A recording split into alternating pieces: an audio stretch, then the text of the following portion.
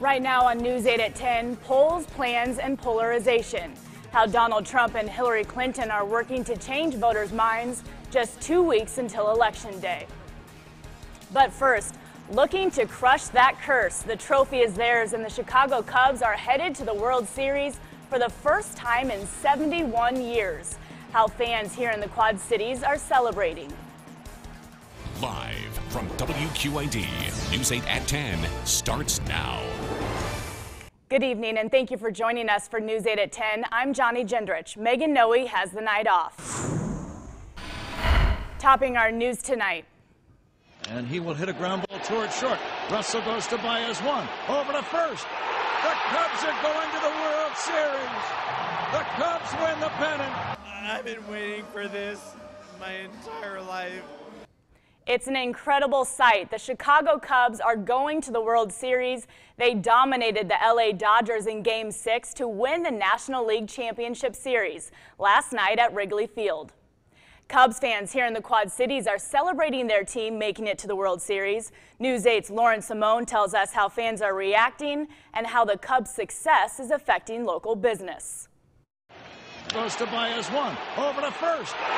That team curse is gone, and the Chicago Cubs are finally headed to the World Series. Go Cubs go! All right, yeah! After 71 years of playing hard and coming up short, people here in the Quad Cities couldn't be happier. You want some? The team's hard work is paying off. This is actually going to happen. It's really going to happen. We're going to the World Series. It's about time that they get recognized, and just for their fans too. I think it would be really neat to see them win. Long time coming. I got goosebumps talking about it. Kids from all over the Quad Cities dressed in their best Halloween costumes, lined up and down the sidewalks in downtown Moline. But this year's Halloween parade looked more like a Cubs celebration, with longtime fans at the forefront. They keep coming back every year and they don't give up. We can't give up if they don't give up. Everybody getting all excited for the playoffs. You guys watch any of the games? Yeah. But while everyone is still coming down from last night's win, assistant store manager Dustin Ewalt is busy keeping up with the high demand for Cubs gear at Hibbett Sports Store, making sure there's enough merchandise to go around. The majority of people coming in nowadays are all asking for Cubs stuff. I mean, it's probably the first 10 to 20 people we saw today all just wanted to see the new gear we got. Giving customers what they want. I started out with Bryant and Rizzo. Now everybody wants some Javi Baez stuff, so it's just been great. To keep the fans cheering while bringing in lots of cash. I expect a rise in sales, and it's going to be huge. Hoping this is just the beginning of this year's Cubs celebration. In Moline, Lauren Simone, WQAD News 8. Thank you, Lauren. Despite being a White Sox fan, President Barack Obama congratulated the Chicago Cubs on their victory, tweeting, "Holy cow, Cubs fans, even this White Sox fan was happy to see Wrigley rocking last night." Fans looking to score tickets to a World Series game at Wrigley will need a lot of luck and a big wallet. The average price for tickets to Friday's Game 3, which is the first game at Wrigley, is more than $5,500, and standing room only tickets are going for more than $1,900. Tickets for Game 1 in Cleveland are cheaper at $900 apiece, but those are already sold out. It was another beautiful day to head outdoors and celebrate the Cubs' victory. Storm Track 8 meteorologist Taylor Graham is here with how much longer this warmer than usual weather will last. Yeah, well, it looks like today was the last day we'll see temperatures this high for quite some time.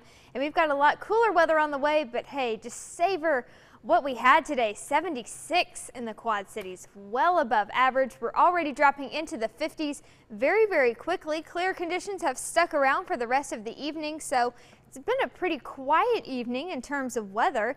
As far as tonight, we can see temperatures getting into right around the 40-degree mark, even into the low 30s, and it's been bone dry for now, but we do have some rain on the way. Details on when you can expect the rain and how much coming up in just a few minutes. Thank you, Taylor. Tonight, investigators are calling a house fire this morning in Burlington suspicious.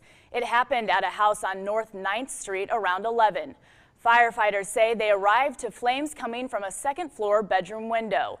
Everyone got out safely, but there's about $30,000 in damage to the house. No word on what caused the fire.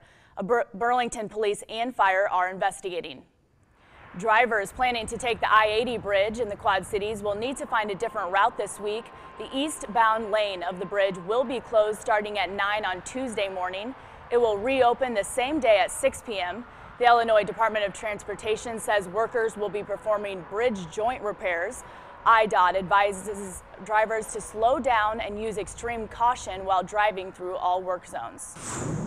In tonight's international headlines, Kurdish and Iraqi forces are making progress in the quest to retake Mosul from the control of ISIS. Mosul is the second largest city in Iraq. A combined 100,000 troops are slowly approaching the city, claiming victories in surrounding areas. The effort started last Monday and includes U.S. Special Forces. Defense Secretary Ash Carter is keeping such a close eye on this. He's in Iraq, meeting with American troops. Citizens of Sarajevo are gathering to show support for U.S. presidential candidate Hillary Clinton.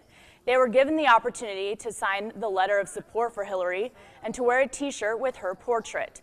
The organizer said the motive behind the event is to show that Sarajevo citizens are still on the, quote, right side of history. Clinton worked on strengthening Bosnia and Herzegovina during her husband's presidency in the 90s. Donald Trump and Hillary Clinton are in the home stretch with just over 2 weeks until Election Day, but the ever-changing race is still full of twists and turns. News 8's Christina Laurie joins us with which states Trump is leading and which are favoring Hillary Clinton. Johnny, a new ABC News poll is out showing Hillary Clinton's lead over Donald Trump is growing.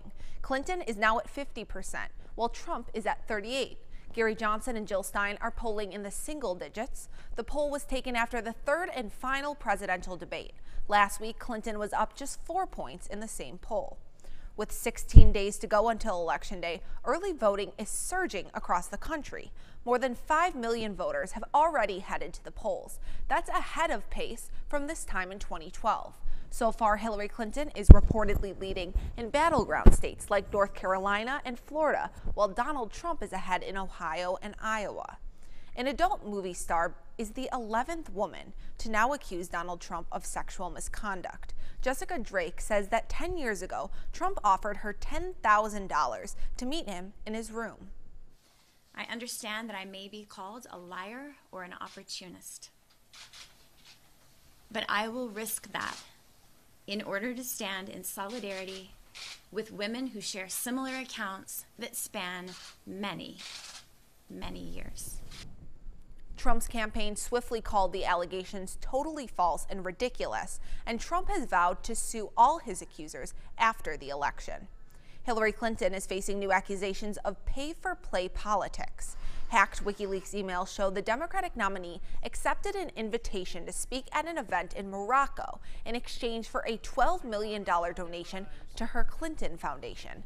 Clinton dodged questions about these allegations in the last debate. Hillary Clinton will be in Cedar Rapids, Iowa this Friday. Today, she received an endorsement from the Quad City Times newspaper. To date, no daily Iowa newspaper has endorsed Donald Trump. Johnny. Thank you, Christina. Coming up on News 8, trick-or-treating with a deadly serious message. The Halloween display looking to scare teens away from the real-life dangers of texting while driving.